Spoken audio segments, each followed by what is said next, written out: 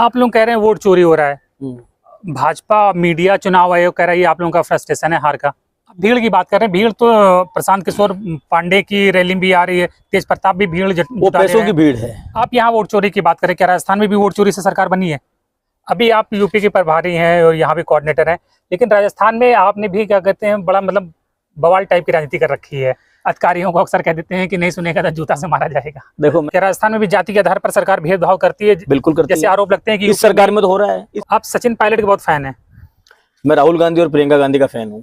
दिव्या मदेरणा जी को कैसे देखते हैं? वो भी बड़ा नाम धीरे धीरे बना रही है अपना। किसान की बेटी है। आप क्या कर सकते हैं? मैं सिर काट सकता हूँ और सिर कटा भी सकता हूँ।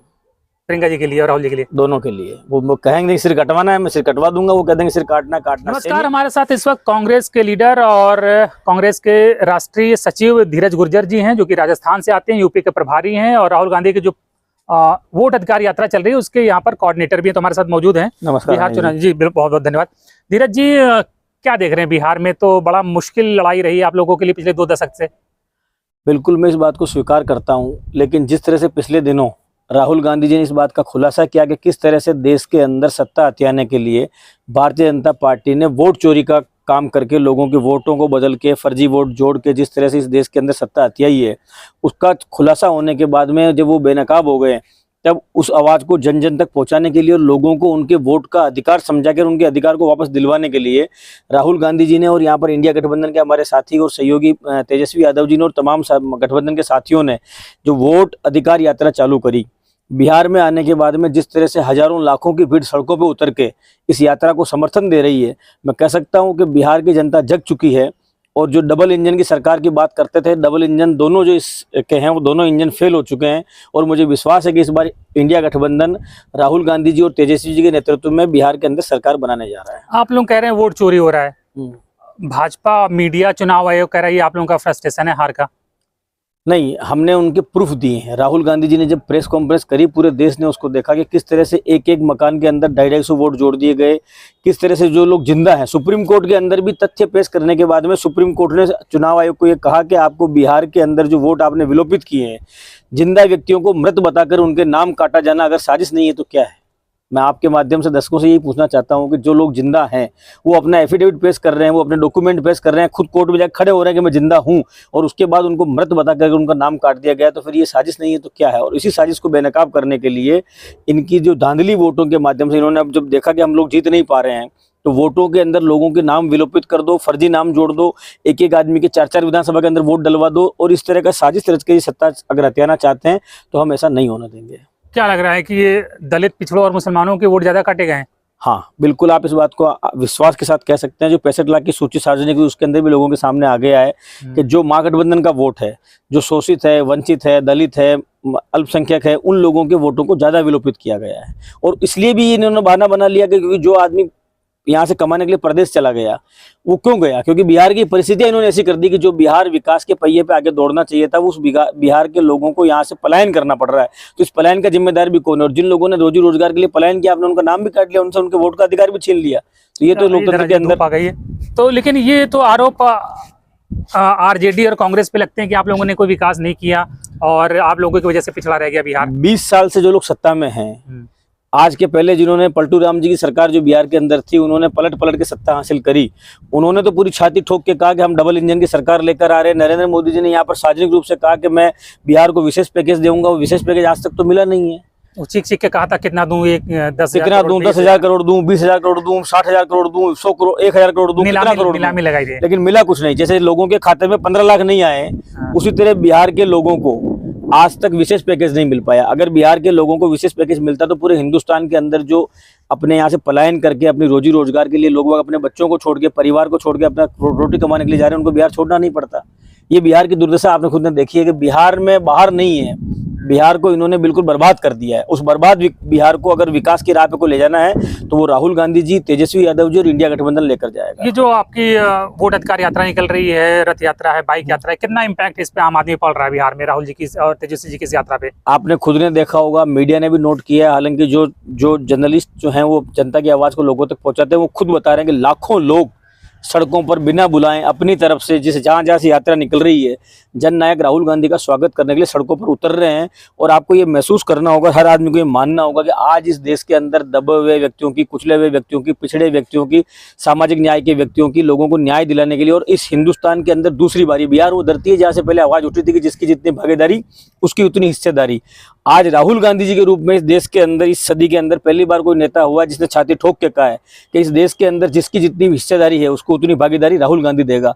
तो आज देश के शोषित, वंचित, कमेरे समाज को, दलित समाज को, अल्पसंख्यक समाज को इस देश के अंदर विश्वास हो चुका है कि राहुल गांधी जी और प्रियंका गांधी जी की जोड़ी इस देश के अंदर लोगों को न्याय दिलाएगी। और हिंदुस्तान के अंदर अपने आप लोग बात कह रहे हैं कि सामाजिक न्याय का योद्धा अगर कोई है, जननायक अगर कोई है, तो राहुल गांधी जी है। अब भीड़ की बात कर रहे हैं, भीड़ तो प्रशांत किशोर पांडे की रैली भी आ रही है, तेज प्रताप भी भीड़ वो पैसों की भीड़ है, वो साधन संसाधन लगाकर, गाड़ियां लगाकर लोगों को मोबिलाइज कर लाया जा रहा है। या आम आदमी आ रहा है जो कमजोर है, जो शोषित है, वंचित, वो अपने घरों से निकल के सड़कों के ऊपर खड़ा हो रहा है। वो एक मीटिंग करते हैं, मीटिंग के पहले वो लोग तैयारी करते हैं, साधन लगाते हैं, संसाधन लगाते हैं, भीड़ लेकर आते हैं। ये यात्रा रोज चल रही है ना, 50, 60, 70 किलोमीटर यात्रा रोज चल रही है। उस यात्रा के अंदर लोग सड़कों पे जगह जगह अपने आप उमड़ रहे हैं। और मैं बात करता हूँ, लोगों के अंदर एक उम्मीद पैदा हो गई है कि हाँ, एक नायक है जो हमारी लड़ाई लड़ रहा है। आपको क्या लगता है कि वोट चोरी नहीं हुआ तो आप लोगों की सरकार बन जाएगी?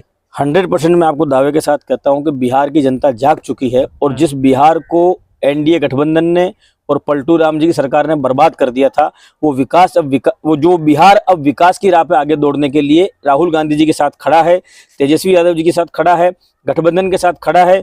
और हमारा गठबंधन, इंडिया गठबंधन, बिहार के अंदर मैं दावे के साथ कहता हूं कि सरकार बनाने जा रहा है। एक तरफ बुजुर्ग अंकल लोग हैं, नीतीश जी हैं, मोदी जी हैं, बुजुर्ग अंकल हैं, और दूसरी तरफ 2 युवा भतीजे हैं, तेजस्वी और राहुल जी। तो लोग पूछ रहे हैं कि चाचा लोग जीतेंगे, भतीजे जीतेंगे? बिहार का विकास जीतेगा, सामाजिक न्याय जीतेगा, जिसकी जितनी भागीदारी उसको उतनी हिस्सेदारी देने वाला व्यक्ति जीतेगा। और खास करके इस हिंदुस्तान के अंदर जिस व्यक्ति ने छाती ठोक के कहा कि नफरत के बाजार में मोहब्बत की दुकान खुलने जा रही है, वो अब राहुल गांधी जी का नारा इस देश के जन जन तक पहुंच चुका है। मैं आपको विश्वास के साथ कहता हूं कि बिहार के अंदर कांग्रेस पार्टी और इंडिया गठबंधन मिलकर सरकार बनाने जा रहे हैं। आप यहाँ वोट चोरी की बात करें, क्या राजस्थान में भी वोट चोरी से सरकार बनी है?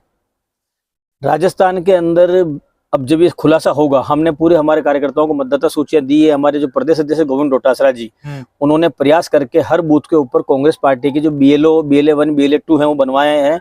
और उसके माध्यम से हम लोग एक एक वोट को, इनकी जो भी वोट चोरी करी इन्होंने, उस वोट चोरी की साजिश को नाकाम करते हुए अब एक एक वोट को हम आइडेंटिफाई करेंगे। और चुनाव के पहले पहले कांग्रेस के पास ये डाटा होगा कि कौन व्यक्ति जिंदा है जिसको इन्होंने मरा हुआ दिखा दिया, किस व्यक्ति का इन्होंने पता बदल दिया, किस व्यक्ति का इन्होंने 2 बूथ के ऊपर नाम लिख दिया। हम लोग सारा जोर इसी पे लगाएंगे। 28 में हमारा चुनाव है, उसके पहले हम कर लेंगे।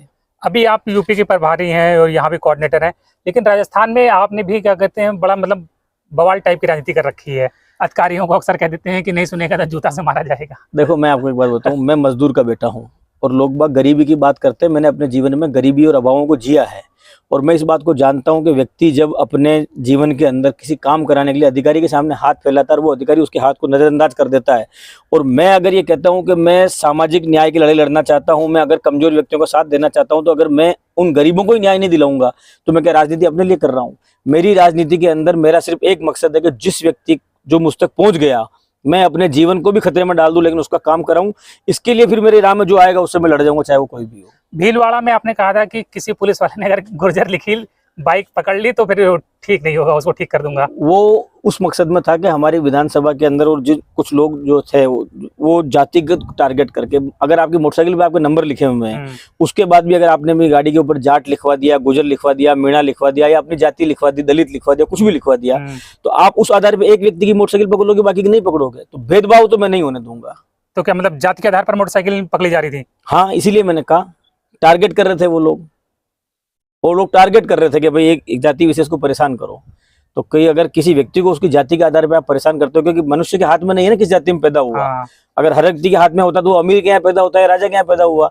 अगर कोई गरीब के यहाँ पर पैदा हुआ और आप उसको सिर्फ उसकी जाति के आधार पर गला घोटोगे तो हम उनको गला तो नहीं घोटने देंगे, चाहे हमें कुछ भी करना पड़े। क्या राजस्थान में भी जाति के आधार पर सरकार भेदभाव करती है? बिल्कुल करती है। जैसे आरोप लगते हैं कि इस सरकार में तो हो रहा है। इस सरकार में न केवल जाति के आधार पर भेदभाव हो रहा है, मैं आपको बताऊं ना, गुजर समाज के 73 लोग इन्होंने गोलियों से भून दिए जब हमने आरक्षण की मांग करी थी। सड़कें खून से लाल हो गई। मौजूदा सरकार ने, बीजेपी सरकार थी उस समय भी, जब ये घटना हुई तब बीजेपी की सरकार थी राजस्थान के अंदर।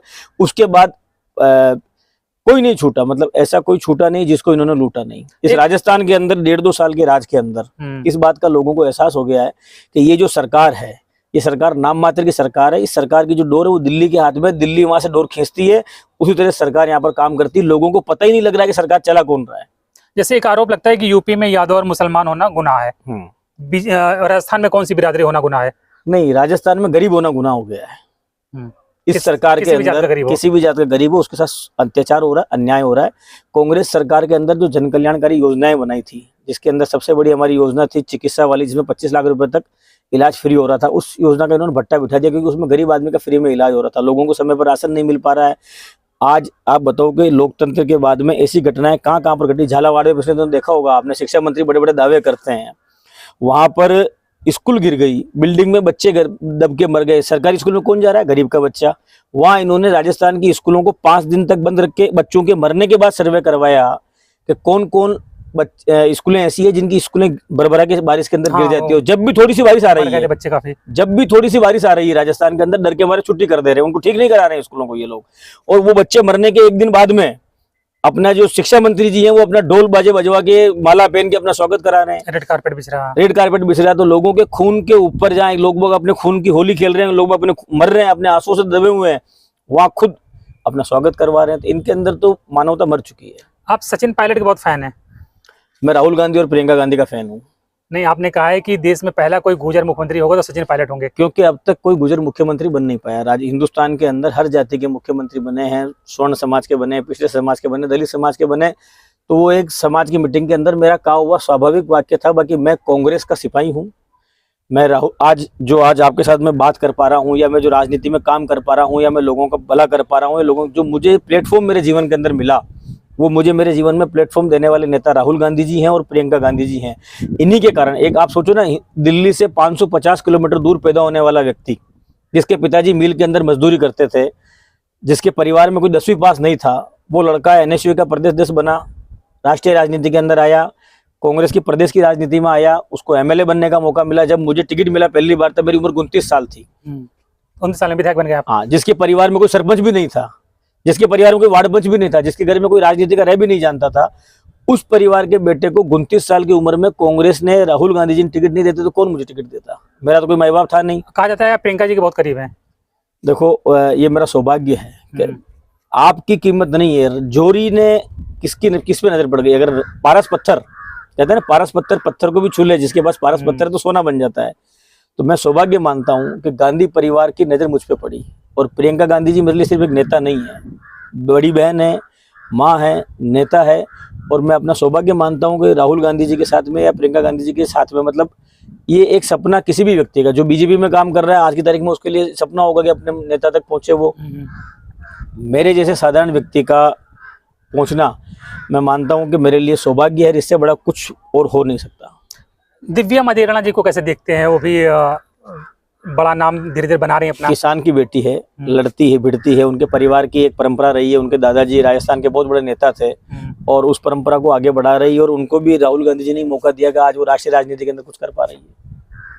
इमरान मसूद जी का परसों बयान आया था कि मैं सिपा सलार हूँ राहुल जी प्रियंका जी का, वो कहेंगे तो छत से कूद जाऊंगा और वो कहेंगे तो घंटा घर पे सीटी बजाऊंगा खड़ा होके। तो ये भावना हर व्यक्ति में होती है। आप क्या कर सकते हैं? मैं सिर काट सकता हूँ और सिर कटा भी सकता हूँ, प्रियंका जी के लिए और राहुल जी के लिए, दोनों के लिए। वो कहेंगे सिर कटवाना है, मैं सिर कटवा दूंगा। वो कह देंगे सिर काटना। सैनिक अपनी इच्छा नहीं बताता, सैनिक सेनापति के इशारे पर चलता है। तो वो कहेंगे राजनीति छोड़ दो, राजनीति छोड़ देंगे। ये रिकॉर्ड में रखना आप, क्योंकि आज की तारीख में बहुत से दल बदलू लोग भी हो गए हैं जीवन के अंदर। हमारी राजनीति इन्हीं पे शुरू है, इन्हीं पे खत्म है। मोदी जी को बढ़िया पोस्ट दे देंगे, आप भी चले जाएंगे, तमाम कांग्रेस ना। जितिन प्रसाद चले गए आपके। मैं ये मानता हूँ कि अगर किसी व्यक्ति को बीजेपी ऑफर भी दे रही है, याद रखना जीवन के अंदर जो वार होता है ना, वो कमजोर कड़ी के ऊपर होता है।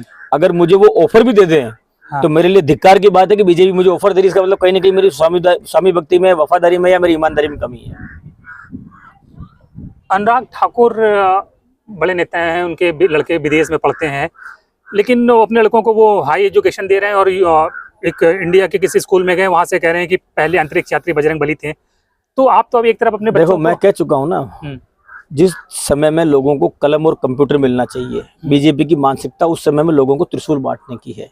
जिस समय लोगों को हाथ से हाथ पकड़ के आगे बढ़ना चाहिए, उस समय बीजेपी की मानसिकता लोगों के हाथ में तलवार देने की और मसाल देने की है, ताकि लोगों को जला दो और आपस में लड़के मर जाओ। आप मुझे बता दो, बीजेपी का कौन सा नेता ऐसा है जो सक्षम होने के बावजूद अपने बच्चों को सरकारी स्कूल के अंदर पढ़, तभी तो राजस्थान के अंदर स्कूल की बिल्डिंग गिर जाती है, उसके अंदर बच्चे मर जाते हैं और मंत्री अपना स्वागत ढोल बाजे बजाकर करवा रहे हैं। इसीलिए इनके फर्क नहीं पड़ता है कि गरीब के घर में रोटी है नहीं। इस देश के अंदर सबसे बड़ी किसान कर्ज माफी अगर किसी ने करी, इन्होंने बातें तो बड़ी बड़ी करी, नरेंद्र मोदी जी ने कभी करी? जितनी बड़ी यूपीए 2 के अंदर मनमोहन सिंह जी के समय पर जो इस देश के अंदर किसान कर्ज माफी हुई, उतनी बड़ी हिंदुस्तान के इतिहास में आज तक कभी किसान कर्ज माफी नहीं हो पाई। सोनिया गांधी जी की ही देन थी कि इस देश के अंदर पहली बार लोगों को उनका अधिकार कानून बना के दिया जाने लगा। रोजगार की गारंटी, शिक्षा की गारंटी, आरटीआई, ये तमाम हथियार जो दिए अगर किसी ने दिए तो वो कांग्रेस पार्टी ने दिए। इसलिए मैं आपको कह रहा हूं कि बीजेपी के लोग, कांग्रेस बात करती है विकास की, बीजेपी बात करती है विनाश की।